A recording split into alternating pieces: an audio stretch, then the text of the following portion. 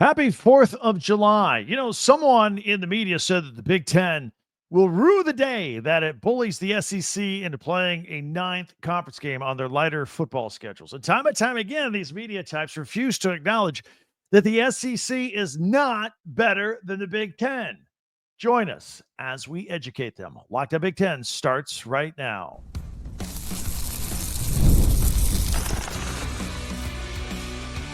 You are Locked On Big Ten, your daily podcast on the Big Ten Conference. Part of the Locked On Podcast Network, your team every day. Welcome to Locked On Big Ten. I'm Craig Sheeman, 40 years as a sports talk show host and play-by-play announcer, and I want to thank you for making us your first listen each and every day. We are free and available wherever you get your podcasts and on YouTube, part of the Locked On Podcast Network, your team every day. Hit that free subscribe button down below. We're making a push to 20,000 subscribers. Thank you if you already have, but that way you'll never miss a single episode. Share, like, and follow as well. Today's episode is brought to you by Game Time. Download the Game Time app, create an account, use the code LOCKEDONCollege for $20 off your first purchase. The Big Ten is greater than the SEC. Let that breathe. And a new look air attack for Michigan offense. Whoa, what are we talking about? Plus, we hit the recruiting trail, and we'll have our picks. We'll look at some odds, all that coming up here at the end of the podcast. A recent piece by Blake Topmeyer in USA Today caught my eye. I read a lot of stuff. That's what I do. He said the Big Ten will regret bullying the SEC about its football schedule. Presently, the Big Ten would like to see the SEC add a ninth conference game to its schedule to match what the Big Ten does. By the way, the Big 12 also plays 9 conference games as well. The Big Ten would also like to see the SEC give up their cupcake games against Mercer and the Citadel and play some Big Ten SEC crossover games and some non-conference football games. Now, the USA Today piece suggests that all this would be great for college football, but it would be bad for the Big Ten. It suggested that the SEC is still better than the Big Ten. There are people that won't give up that ghost. They're hanging on that the SEC is still the premier conference in football. They're not. It drives me nuts because it's no longer true. And I mean, we'll get some facts. Facts are important to you. We'll not let facts get in the way. We'll explain it to you. But this piece went on to say that the Big Ten's only advantage for locking up playoff spots is the fact that it does have a ninth conference game and the SEC doesn't. And if the SEC adds a ninth game to their conference schedule, a ninth stronger game on that schedule, then the Big Ten will lose its leverage it currently has for maybe that last playoff spot against the SEC. They think since the SEC is better and stronger, an additional conference game would only strengthen their strength of schedule numbers and help the SEC get more teams into the playoffs than the Big Ten. That was the premise of the whole article, which I disagree with. First of all, SEC Commissioner Greg Sankey has been bending over backwards, trying to throw numbers at people and crunching numbers and math nerds and Google people and metrics, telling anybody that'll listen, trying to get them to acknowledge that the SEC schedule is way tougher than everybody else, even with only 8 conference games. It's a woe is us mentality that the SEC is still better and they got a tougher schedule. And therefore, their teams with 3 and 4 losses should get preferential treatment when it comes to choosing playoff teams. But so far, in the world of the expanded playoffs, nobody, selection committee, is listening. Why? Well, here's the problem with the SEC arrogance about how they're just better than everybody else. That used to be true. Past tense. Used to be true. It's not true anymore. And, you know, maybe it's because everybody can pay players right now. The field is evened out. We all know that the SEC has been paying players under the table for decades. Yeah, I said it out loud. I'll say it. There you go. Hit me up in the comments. Now that the Big Ten and the Big 12 and the ACC, now that they can pay players legally, they're catching up, right? The field is evened out. And at least the Big Ten is evened out and caught up to the SEC for sure. Now, here's the other problem. The SEC isn't the SEC anymore. Nick Saban left and Alabama dropped from elite to good really fast.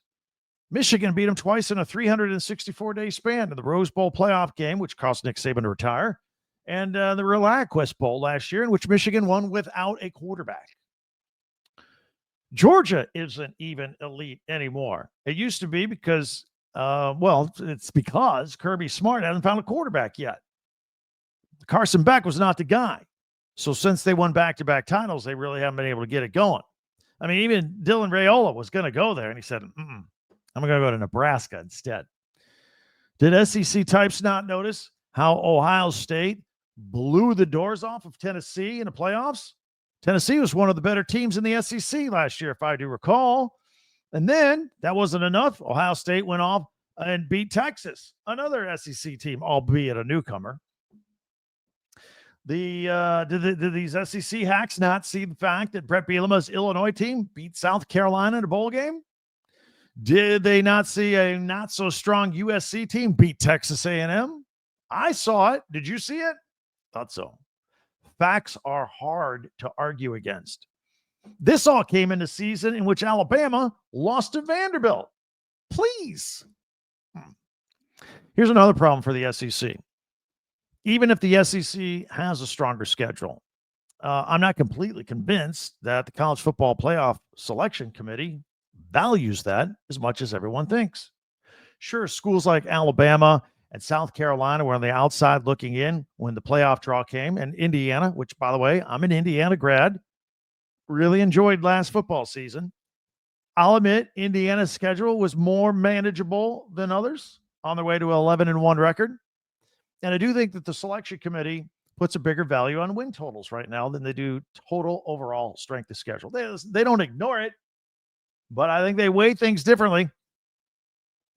Even if we move to automatic qualifiers and take some power out of the selection committee's hands, the Big Ten would not be fearful. It's with its playoff prospects compared to the SEC. Let me remind everybody, technically, the Big Ten's fourth place team just won a national championship. Are you still going to argue that the Big Ten's not any good? Their fourth place team, Ohio State, just won a national championship. That's right. Do you need a review? Oregon was the undefeated conference champion. Penn State needed a fourth tiebreaker to edge out Indiana for the final spot of the Big Ten championship game. Indiana came in third. Ohio State came in fourth. Yeah. And then went on a tear and won the national championship. Ohio State did. And frankly, I like the conference's chances to win a third straight national championship, to be honest with you, whether it be Oregon or Penn State or Ohio State or whoever. In the meantime, we do have some direct Big Ten versus SEC matchups early this season that will help wet our whistle and maybe provide more fodder for our argument. Of course, Ohio State hosts Texas in week 1. Michigan travels to Oklahoma in week 2. Wisconsin travels to Alabama, although I don't feel good about that one, I'm going to be honest. But anyway, we'll get some more head-to-head Big Ten SEC play. I would love, here on this 4th of July weekend, if you're just killing time with the family, waiting for fireworks or whatever you're doing this weekend, heating up the old barbecue grill, hit us up with a comment. If you're a Big Ten fan or if you're an SEC fan that's upset with what you just heard, go ahead and defend yourself. Get the comments going. Let's do a little light July trash talking here. College football season is right around the corner. We got media days coming up in like weeks. So we'll take care of all that. Hit me up with the comments. And love to get some nice preseason trash talking going. Be sure to hit that subscribe button down below. It's free. And that way you'll never miss an episode of Locked On Big Ten. We're getting this close to 20,000 subscribers before the start of football season. Also, if you could share, follow, and like Locked On Big Ten, that'd be great. Thank you very much. Also, don't forget, we have a website. It's called talkbig10.com. That's the number 10, talkbig10.com. All of our podcasts go there, but there's a link at the bottom where you can buy merchandise from your favorite school. Get ready for the 2025 football season with new shirts, hats, t-shirts, pennants, all that stuff right at your fingertips. So that would be awesome if you check that out as well and catch a second listen of Locked On Big Ten if you missed an episode earlier this week as well. All right, lots to talk about. Ohio State will never lose to Michigan again, according to one Buckeye. We'll tell you who said that. And how about a Michigan air raid offense under Bryce Underwood? he's said some interesting things, a little bit of recruiting news, and we'll talk about the Big Ten Media Days coming up now that we're in the month of July. All that coming up in 1 minute right here on Locked On Big Ten. You decide at the last minute you want to go to a game. You got how many weeks left of summer? Go to a baseball game. Just kick back and enjoy it with your friends or family. And you want to be in the stands for all the action. You need a ticket. Game Time has tickets. Download the Game Time app. It's got everything right there at your fingertips. It's easy. The easiest way to grab last-minute tickets without the stress, and that the money you save on tickets, you can splurge on the food and the parking out there, right? Game Time makes this all possible for you. Very easy. Anytime you want to go to anything. And it's not just sporting events, by the way. Theater, comedy, around the corner, all that stuff. But it makes buying tickets fast and simple. Prices on the app, by the way, actually drop the closer you get to first pitch of a baseball game. They've got incredible last-minute deals, clear seat views. That's one of my favorite features right there. You can see on your phone a picture of the view of the ticket of the seat you're about to buy. It's fantastic. Got great pricing deals as well. Game Time has last-minute tickets and zone deals for big savings, like 10% off. Exclusive zone deals for FIFA Club World Cup matchups. All right, so check this out. Take the guesswork out of buying tickets with Game Time. Download the Game Time app. Create an account. Use the code LOCKEDONCollege for $20 off your first purchase. Terms apply. Again, create an account and redeem code LOCKEDONCollege, LOCKEDONCOLLEGE for $20 off. Download Game Time, the app. Download it today. Last-minute tickets, lowest price guaranteed. Thanks for making Locked On Big Ten your first listen each and every day, especially everydayers out there. Meanwhile, hit that free subscribe button down below. Share, follow, and like Locked On Big Ten, your team every day. And check out our website, talkbig10.com, where podcasts and school merchandise are. All right. Ohio State Buckeye fans, here we go. Everything wide receiver Jeremiah Smith has vowed to never lose to Michigan again.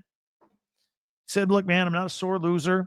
But he did admit that the loss to the team up north probably helped fuel the Buckeyes' amazing run in the postseason. And they certainly look like they fixed stuff after that loss to Michigan into the playoffs and got a national championship out of it. And he also said, quote, I just hate them. For the next 2 years, I promise you, I will not lose to them, unquote. I should note that he's only faced them one time, and he's got that much hate already. That's what that rivalry is all about. He has figured it out. It runs deep. By the way, speaking of Michigan, anybody notice or catch some recent comments from Michigan freshman quarterback Bryce Underwood? He said that the offense is going to look a lot different than what people are used to. Michigan isn't exactly 3 yards in a cloud of dust anymore, but there's still a run-first offense. They've run that scheme for decades. That's what they do. That's who they are. It's in their DNA. But Underwood says that there's going to be more deep shots in the passing game, and Sherrod Moore has added new concepts and deep throws into the playbook for Bryce Underwood. Wide receiver Donovan McCulley says offensive coordinator Chip Lindsey wants a fast-paced offense too. They're going to be not going to be sitting there milking the clock. What they want is the most physical and most explosive offense in the country. Physical, we've seen. Explosive, not so much. Might be an interesting year up in Ann Arbor, to say the least. Speaking of which, recruiting continues to go well for the Wolverines. On Tuesday of this week, they landed four-star safety Andre Clark, and now they're circling the top cornerback in the country in four-star Davon Benjamin. He's considering Oregon and Texas. He's from Westlake Village, California, and word is he's leading toward the Wolverines right now. Speaking of the Ducks, class of 2027 recruit, defensive lineman Grayson Powell is scheduled for a visit in Eugene. He is a Louisiana native, and so he's going to check things out. Still very early in that process. So here we are in July, 4th of July, all that good stuff. And I really hope you're going to be enjoying yourself over this whole weekend. But once the 4th of July is over, we are we're going to be marching toward football season. In fact, the media days are coming up with the various conferences. The Big 12, as a matter of fact, is just in a few days, July 8th and July 9th in Frisco, Texas. The SEC media days are July 14th through the 17th in Atlanta. The ACC media days are the same time as the Big Ten media days. They start July 22nd. The ACC media days are in Charlotte. The Big Ten media days are in Las Vegas, 22nd, 23rd, and 24th.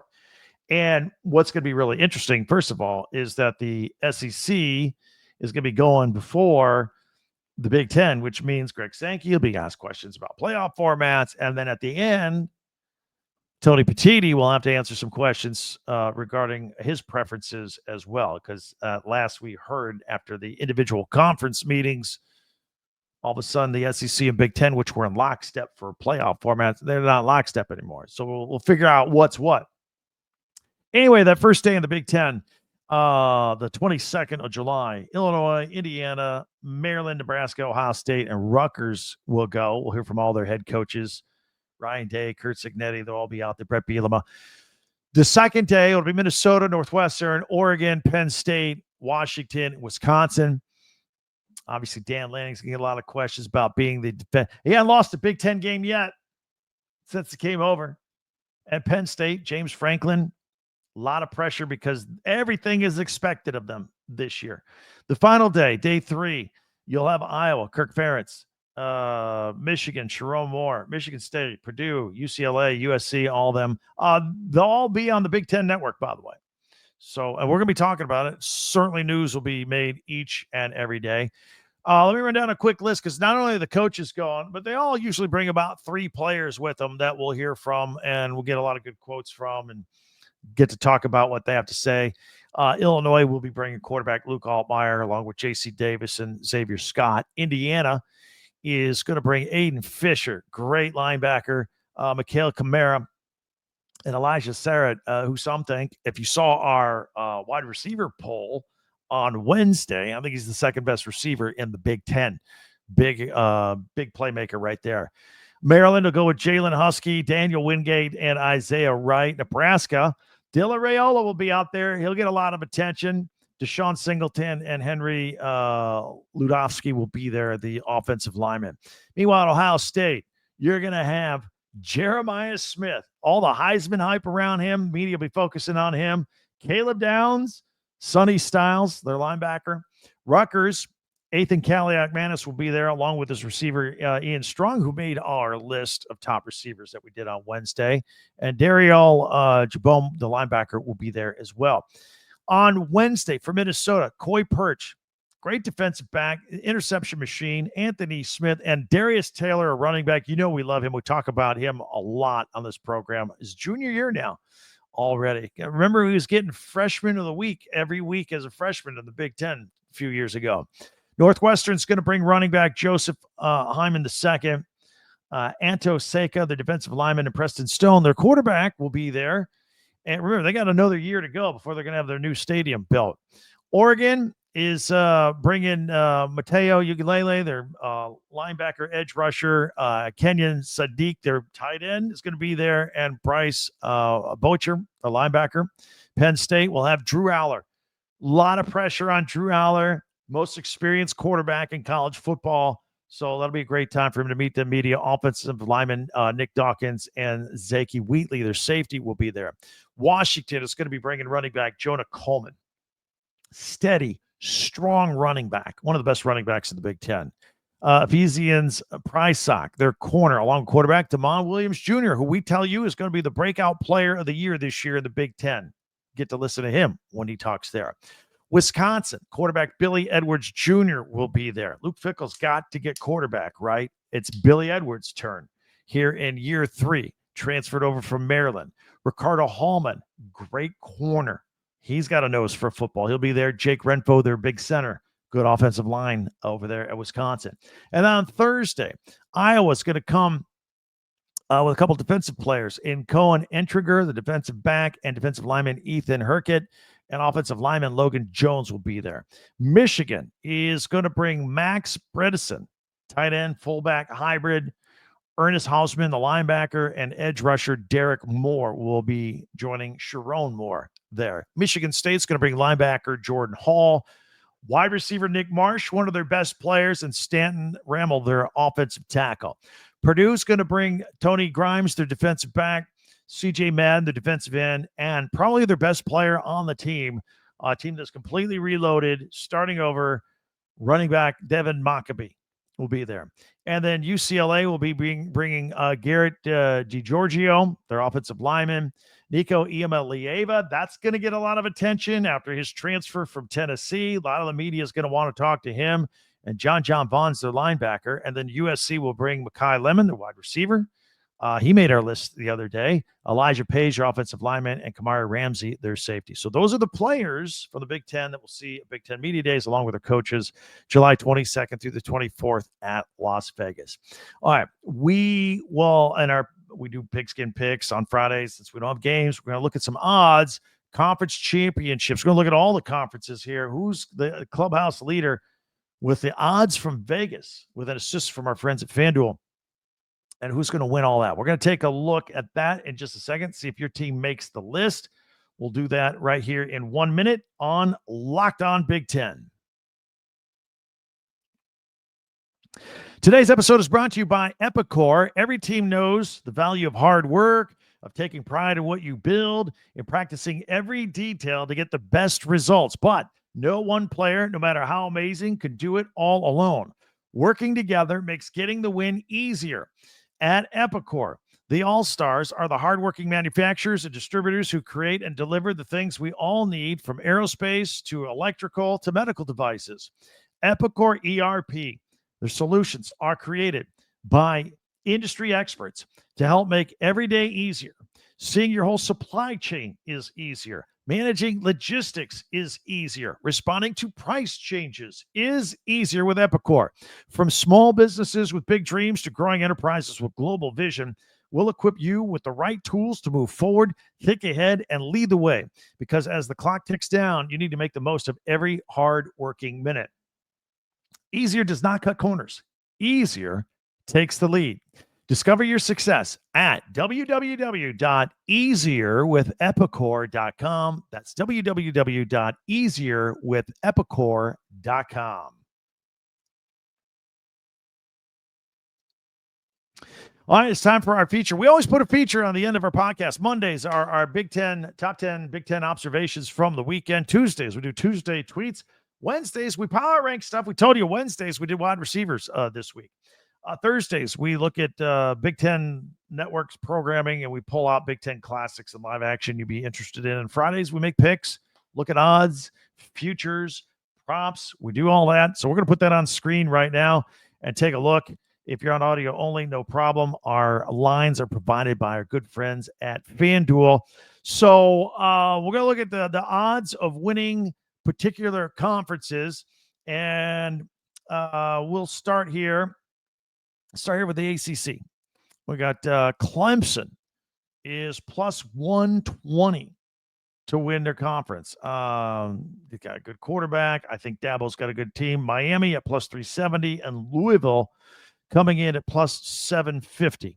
Then our Big 12 odds, Kansas State, Utah, and Arizona State all at plus 600 today. All the same odds. This thing's a crapshoot. It's ready to go. It's anybody's ball game in the Big 12. So that's pretty interesting as well. Mountain West, we decided to throw them in there, take a peek at it. We got Boise State at minus 130, UNLV at plus 650, San Jose State at plus 700. And I think I went out of order. Of course I did, because I should have started with the Big Ten. Look at that. Ohio State at plus 170, Oregon at plus 230, Penn State right there on their heels at plus 240 as your best odds. Depending who you look at, Michigan's next in line, plus 800, plus 1,000, somewhere in that ballpark.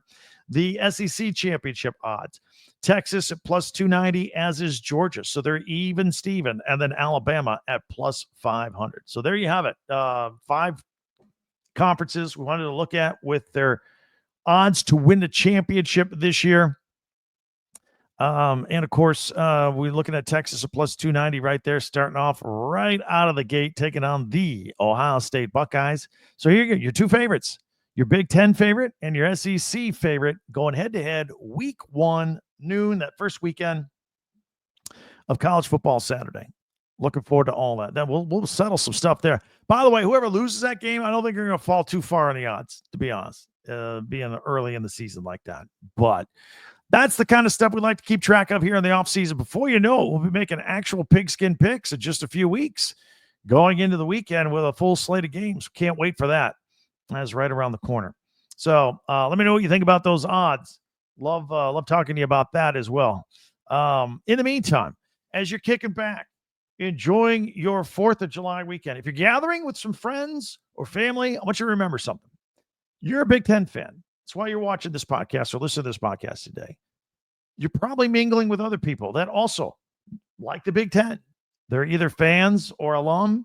Let them know we're out here each and every day. The word of mouth is great for this podcast. So if you don't mind, do a little marketing for us this weekend. Tell your friends that we're out here each and every day, and we're a unique podcast. Tell them, look, we're audio and video. We're all 18 teams. We do news.